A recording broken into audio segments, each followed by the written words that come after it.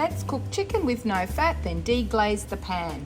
First thing we've got to do is get the pan to the right temperature, doing a bead test. When the pan's the right temperature, the little water droplets will turn into look like mercury.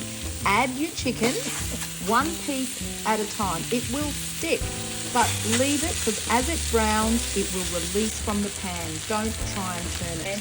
After a few minutes, the chicken will have released, and then you can turn it over to the other side. When the chicken's done, about 6 minutes or 5 minutes per side, remove them from the pan. Keep the temperature in the pan. Throw in some wine.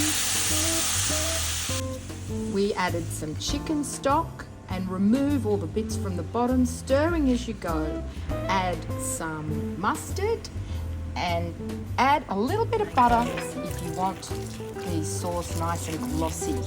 You'll know it's ready if you get a spoon and stir it with a spoon and run your finger down the back of the spoon, and you can see that the actual sauce is the perfect consistency. There we go. Now tip it on, and easy to clean.